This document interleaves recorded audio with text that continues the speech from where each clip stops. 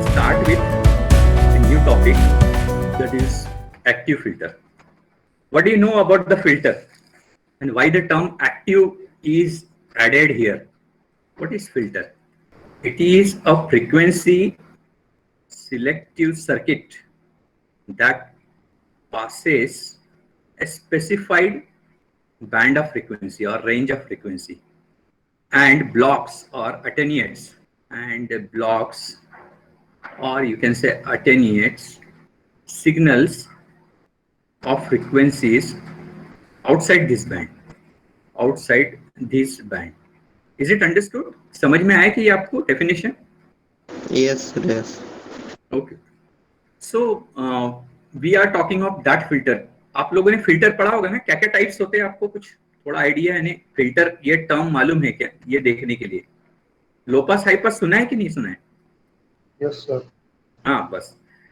Now these filters are classified in different ways. One is analog and digital filter. कभी आपने digital filter नहीं सुना है अभी तक, कि आपको काम नहीं है, लेकिन जब आप हायर एजुकेशन में जाओगे, डीएसपी जैसे सब्जेक्ट्स पढ़ोगे, digital signal processing, so very interesting topic is there. Digital filters we use.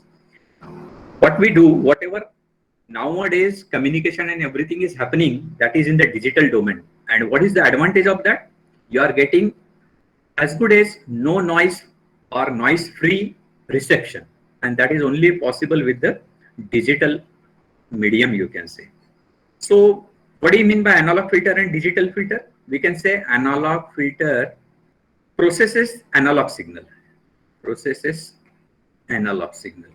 तो फिर क्या डिजिटल फिल्टर क्या होगा? Yes. Digital signal. It passes digital signal. It processes analog signal and digital filter processes digital signals. हाँ, मुझे लगा यही गलती करूंगे, इसलिए तो पूछवाया आप लोगों से.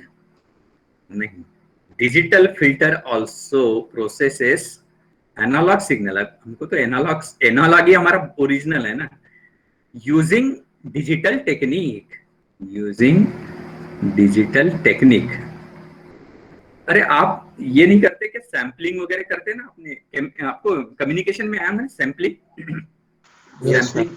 सैम्पलिंग में यानी क्या कर रहे हैं कि आपका एक एनालॉग सिग्नल है, that you are chopping and you are taking that samples at certain decided intervals. Okay, that are the you can say sampled signals. Okay, आया ध्यान में? Yes sir. तो वो सैंपल्ड एनालॉग, अल्टीमेटली अभी भी वो analogue है बट सैंपल्ड है. अब इसको डिजिटल पूरी तरह क्या होता है, जैसे मतलब आपने अभी एक्स एक्सिस में उसको डिवाइड किया, मतलब सपोज समझ लो कि हर 1 मिलीसेकंड में आपने एक सिग्नल लिया कि उस समय उसकी एम्पलीट्यूड क्या है. 1 मिलीसेकंड पे जो एम्पलीट्यूड है वो लिख लिया, 2 मिलीसेकंड पे क्या है वो लिख लिया, 3 मिलीसेकंड. तो ये हो गए डिस्क्रीट सिग्नल. और डिजिटल कब होगा? जब वाई एक्सिस में जो एम्पलीट्यूड है उसको भी आप क्वांटाइज करते हो. क्वांटाइज जब करते हो तब आप एनालॉग टू डिजिटल में कन्वर्ट करते हो. So now you are having a point. What you are having the digital value of that analog signal at certain particular time. मतलब टाइम में भी आपने चॉपिंग किया है और एम्पलीट्यूड में भी चॉपिंग किया है, मतलब एक्स एक्सिस में भी आपने सैंपल्ड किया है और वाई एक्सिस में भी आपने क्वांटाइज किया है. That is a truly digital signal. ये कॉन्सेप्ट समझने को बहुत टाइम लगता है कि ये एनालॉग सिग्नल है. तो आप क्या कर रहे हैं, इसके आपने ये सैंपलिंग करने के कारण आपको यहाँ पे क्या दिखेगा, यहाँ पे ये दिखेगा, इधर पे ये दिखेगा, यहाँ पे ये वैल्यू दिखेगी, यहाँ पे ये वैल्यू दिखेगी, फिर यहाँ कम हो रहा है ये वैल्यू दिखेगी. लेकिन साथ में अगर इसको क्वांटाइज किया जाए ये वर्टिकल में, तो यहाँ पे हो सकता है इसकी वैल्यू 0 0 0 रहे, इसकी 0 0 1 रहे, इसकी 0 1 0 रहे, इसकी ये रहे. लेकिन एक ये इस इंस्टेंट पे, ये इस इंस्टेंट पे, ये इस इंस्टेंट पे, ये इस इंस्टेंट, तो इसकी वैल्यू जो स्टोर करते हैं हम सीडी या किसी चीज में, उस वैल्यू से, उस डिजिटल वैल्यू से जब हम उसको डिजिटल टू एनालॉग देते हैं तो हमको गाना सुनाई आता है, जबकि वहां पे क्या लिखा है, सिर्फ 1 0 1 0 1 0. Getting my point? So you are sampling as well as quantising. Excuse me sir. Yes sir, जब माइक से हम रिकॉर्ड करते हैं कोई चीज, यानी एग्जांपल वोकल, तो Yes. जब रिकॉर्डिंग सॉफ्टवेयर में जो ट्रैक प्रिपेयर होगा वोकल का, तो वो डिजिटल रहेगा क्या एनालॉग? डिपेंड करता है कि आपका मीडियम क्या है। आप आपकी कहाँ कर रहे रिकॉर्ड, अपने कंप्यूटर वगैरह पे क्या? यस सर, माइक हाँ, माइक माइक जाएगा ऑडियो इंटरफेस में, मतलब Yes. वो एनालॉग टू डिजिटल कन्वर्टर है, फिर वो ये जाएगा इसी में। ये देखो, ये मैं बता रहा हूँ, ये माइक है, ठीक है। यहाँ से आपने बोला, ये माइक से क्या हुआ, ये साउंड टू इलेक्ट्रिक सिग्नल में आपको ये वेवफॉर्म मिल गया, बराबर है। इसके बाद प्री एम्पलीफायर रहता है, ये बहुत छोटा रहता है इसलिए प्री एम्पलीफायर रहता है, ये बढ़ता है। फिर कोई वोल्टेज एम्पलीफायर्स रह सकते हैं, ठीक है। अगर ये पब्लिक एड्रेस सिस्टम होगा तो लास्ट में पावर एम्पलीफायर रहेगा, और फिर ये स्पीकर को दिया जाएगा, ठीक है। तो आपको यहाँ पे साउंड सुनाई आएगा, क्योंकि स्पीकर क्या करेगा, फिर से इलेक्ट्रिकल टू साउंड में कन्वर्ट करेगा, है ना। तो ये सुनाई है। अब आप जो बोल रहे हैं कंप्यूटर का, मैं वो बता रहा हूँ। ये आपने माइक में बोला, ये साउंड टू इलेक्ट्रिक, छोटे इलेक्ट्रिक में हुआ, ये प्री एम्पलीफायर से एम्पलीफाई हुआ है।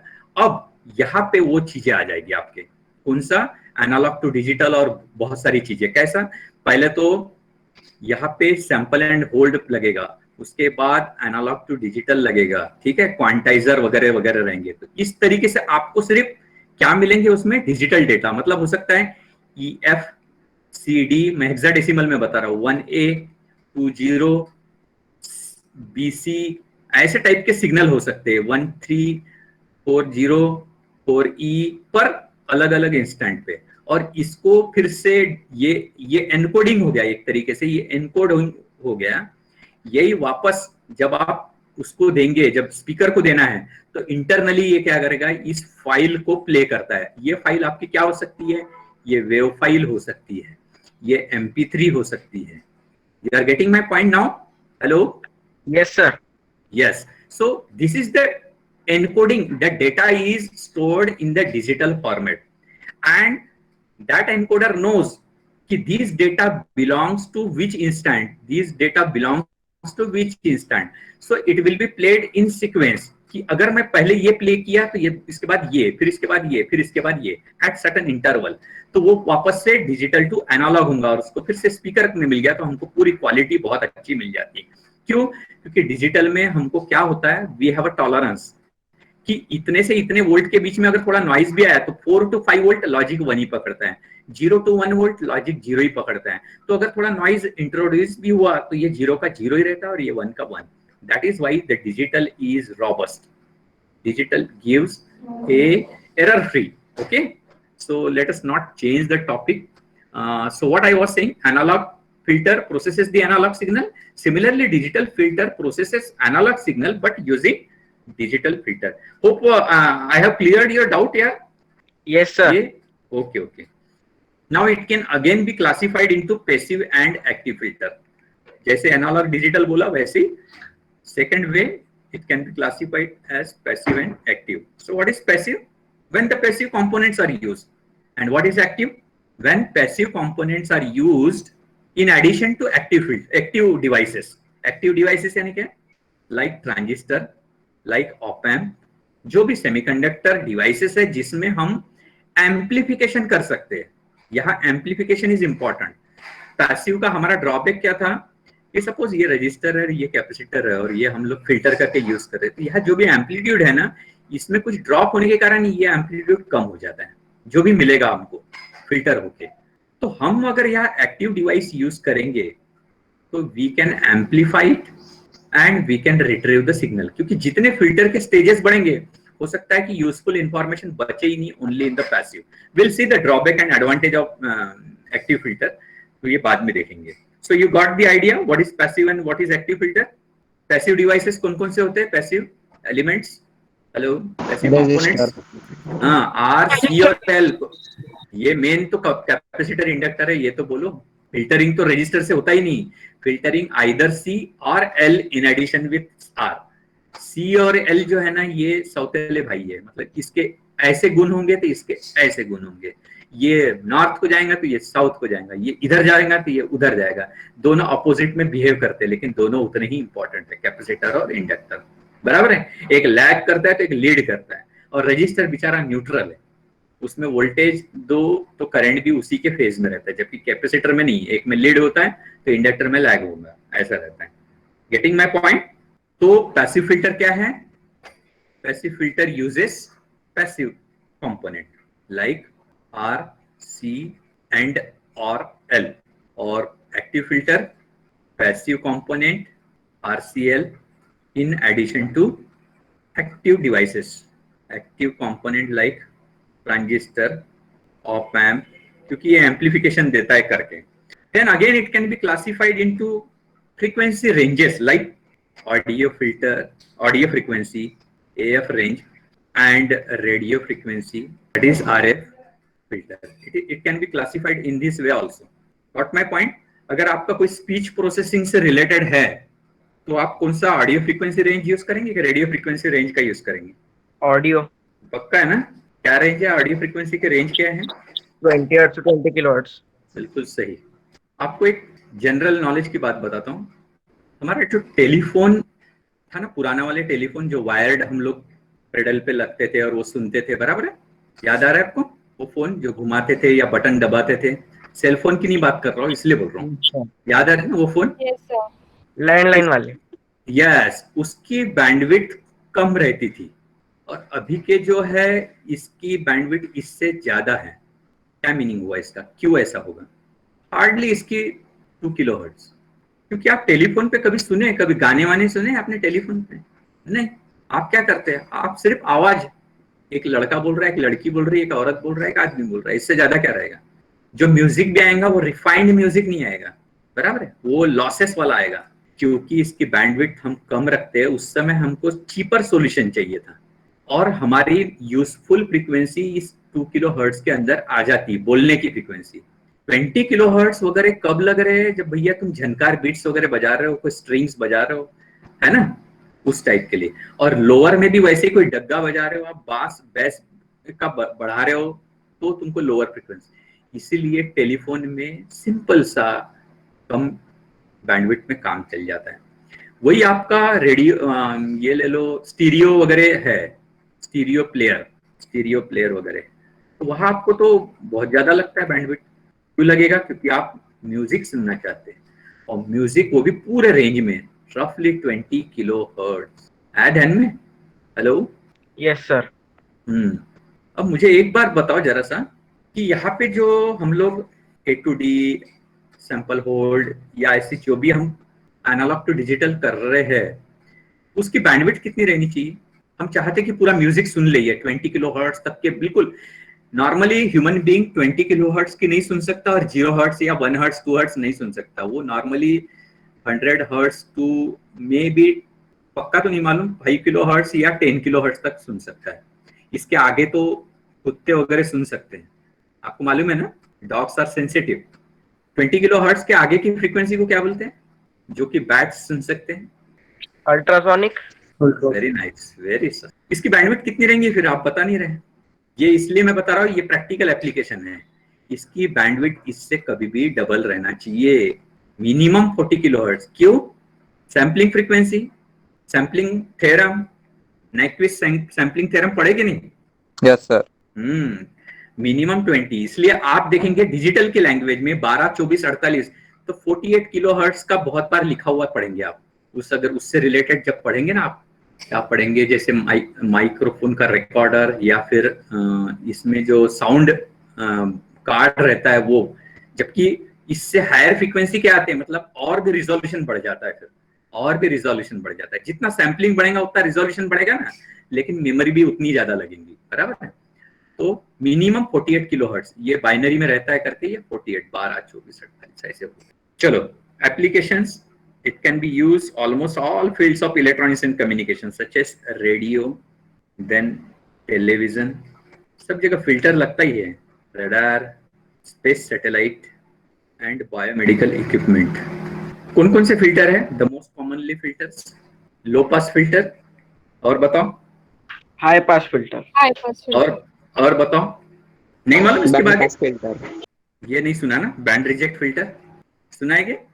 और लास्ट है ऑल पास फिल्टर, यानी जो दिया है ना वो पूरा पास करता है, फिर क्यों रखते यूज करते, है ना? सोचने वाली बात। इम्पेडेंस बढ़ाने की। नहीं नहीं नहीं, बोलो बोलो, और कुछ बोलो, और कुछ बोलो, आइडियाज लड़ाओ। अब थोड़ा सा मैं इनके फ्रीक्वेंसी रिस्पांस जानबूझ के बताना पड़ेगा आपको। लो पास फिल्टर क्या कैसे रहता है? Ideally it will be like this, right? ये है आइडियल, ठीक है। इसको बोलते हैं pass band. The frequency which it is passing और the signals which it is passing is known as pass band. The frequency which it is rejecting or attenuating is known as stop band. And the frequency at which this cutoff takes place, so low pass है तो higher cut off frequency बोलते हैं। ये है लो pass filter का। ये ideal है, actual में कैसे रहेगा? कैसे रहेगा? तो ये कट ऑफ कैसे निकालते हैं फिर आपको मालूम है ना? ये जो भी मैक्सिमम है इसका 0.707 टाइम्स, या एक्चुअल में ये टर्म कैसे आता है? a/√2, ठीक है, is equal to 0.707 times a, या डेसिबल में क्या आएगा? a dB, a जो भी dB है -3 dB, तो इसको lower 3 dB cut off frequency भी बोलते हैं इसको। Is it clear? Yes sir. अब हाई पास का कैसे रहेगा? हाई पास का सेम इस तरीके से, किसी फ्रीक्वेंसी के आगे का हाई पास होगा और कुछ फ्रीक्वेंसी के उसके बिलो कम होगा। So if this is the maximum gain, this will be it's 0.707 times या a, and it is a-3 dB। 3 dB lower frequency, इसको कट ऑफ फ्रीक्वेंसी बोलते हैं ना। तो मेरे इसमें high pass, this is high pass filter, तो हम इसको FL नाम देते हैं, lower cut off frequency. This is the cut off frequency, ठीक है। इसके आगे की frequency it is passing, so this will be pass band, this will be stop band. Okay, band pass filter का कैसे रहता है?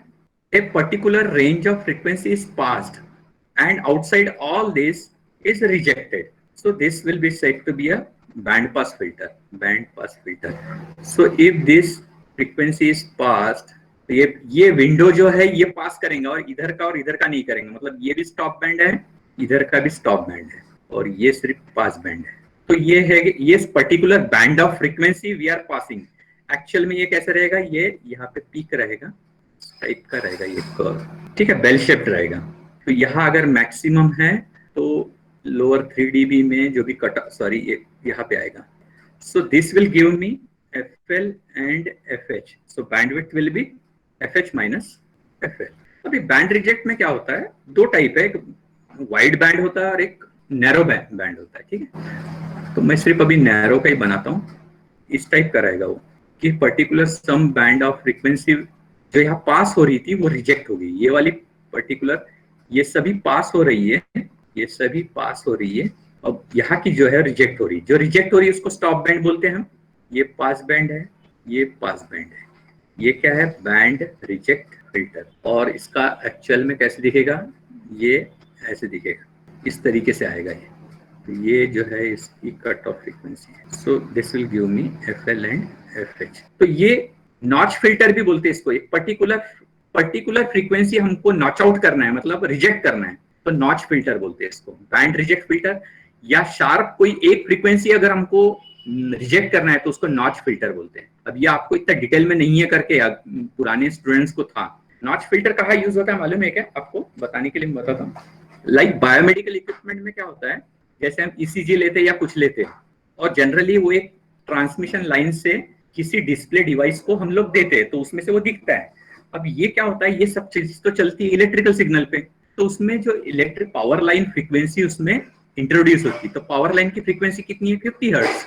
तो 50 वो एकदम लो फ्रीक्वेंसी रहती है, जनरली 10 हर्ट्ज या 5 हर्ट्ज ऐसी टाइप की फ्रीक्वेंसी रहती है। तो उसमें 50 हर्ट्ज इंट्रोड्यूस होती है, तो वो 50 हर्ट्ज की फ्रीक्वेंसी हमको नॉच आउट करना होता है, मतलब रिजेक्ट करना होता है या उसको फिल्टर करना होता है। तब हम नॉच फिल्टर यूज करते हैं फॉर फ्रीक्वेंसी ऑफ 50 हर्ट्ज। समझे? तो बायोमेडिकल में दैट इज द यूज।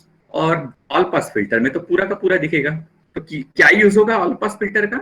जो दिया वही पूरा मिल जाता है। तो यहाँ पे जनरली फेज शिफ्ट मिलता है, यानी हम अगर ये इनपुट दे रहे हैं तो हम आउटपुट भी उतना ही चाहते हैं, लेकिन उसमें फेज शिफ्ट रहेगा। अब देखो, ये सिग्नल दिया और ये मिल रहा है, ये अगर Vin है और ये VO मिल रहा है, तो it is same, all frequencies are passing but there is a phase shift. So all pass filter कहाँ यूज करते हैं? जहां हमको फेज शिफ्ट चाहिए होता है। Is it clear? Yes sir. अब थोड़ा सा डिटेल में इसको बता रहा हूँ इतना डिटेल में है कि नहीं ये मालूम नहीं, लेकिन उतना मालूम रहना चाहिए। क्या होता है कि आगे जब आप फिल्टर पढ़ोगे, डीएसपी में पढ़ो या किसी और चीज में पढ़ो, एक थोड़ा इसको मैं नाम इसको बोलते हैं रियलिस्टिक फ्रीक्वेंसी रिस्पॉन्स। कैसे रहता है मालूम है क्या इसका? रियलिस्टिक फ्रीक्वेंसी रिस्पॉन्स मैं एक लो पास फिल्टर का बना रहा हूँ, ठीक है। अभी जो लो पास फिल्टर में बताया मैं कि ये वाली पर्टिकुलर ये जो है ये पास बैंड है, अगर तो एक्चुअल में वो जो इनपुट जो आउटपुट में मिलेगा ना वो कुछ इस तरीके से मिलता है। इसको जानबूझ के दूसरे कलर से बनाता हूँ, ये इस टाइप का सिग्नल मिलेगा। ये मतलब जो पास बैंड में वहां पे भी एक रिपल आता है और फिर वो सिग्नल अटेन्यूएट होता है। अब ये जो सिग्नल यहाँ पे आएगा वो बाद में फिर से रिपल यानी उसके स्टॉप बैंड में ऐसे चलते रहता है। इसको हम लोग बोलते हैं, ये जो दिखाया है रिपल, यहाँ से यहाँ जो है सेम वे यहाँ पे भी रिपल है। इस फ्रीक्वेंसी को FC1 यहाँ पे जो कट हो रहा है, डिटेल में आप नहीं दिखे तो भी चलता है, लेकिन ये बता रहा था मैं, यहाँ पे जो कट करता है वो आपकी सपोज ये एम्पलीट्यूड है तो ये A-3 dB रहेगा, ये रिपल रहेगा। इसको हम लोग बोलते हैं ट्रांजिशन बैंड। ये फुल्ली कैसा हो रहा है, न पास में आ रहा है न रिजेक्ट में आ रहा है, तो ये बीच का रास्ता है। ये पास बैंड से स्टॉप बैंड में जाने के लिए जो ट्रांजिशन है, बीच की चीज है, इसको ट्रांजिशन बैंड। सो सही स्टॉप बैंड ये शुरू होता है, ये है आपका स्टॉप बैंड, और ये इतना जो है आपका अटेन्यूएशन हो रहा है और इतना जो है ये पास हो रहा है, ठीक है। इतना अटेन्यूएट हो रहा है, इतना पास हो रहा है। So this is the realistic frequency response that you should remember. तो पास बैंड क्या हो गया आपका और स्टॉप बैंड क्या हो गया? It is range of frequencies that is transmitted without excessive attenuation. So which is passed, which is transmitted, which is allowed to go. And stop band, it is the range of frequencies that are attenuated. Cut off frequency FC, जिसको कई बार break frequency भी बोलते हैं और 3 dB frequency भी बोलते हैं। So the frequencies for A-3 dB, मतलब 3 dB lower than the maximum, indicates age of the pass band, which is called cutoff. And one more term is there, transition band. So the difference between stop band and cutoff frequency. So FC minus FC1 or FC minus FC1, it is a transition band. Okay. So next time we'll see the advantages of active filter over passive filter, and then we'll start with the before this there are 2-3 things are there which is associated with this, that we'll see in the next coming lecture only. So hopefully the concept of filter is clear. Yes sir. इसके पहले कोई diagram देखे थे क्या आप लोगों ने? Filters के डायग्राम जस्ट शॉर्ट में एक बार बता देता हूँ before starting our active filter. ये पैसिव है इसलिए बता देता हूँ, बाद में एक्टिव, ताकि आपको आइडिया रहे। मैं भी तो अपने को डिटेल में विथ ऑप एम्प पढ़ना है।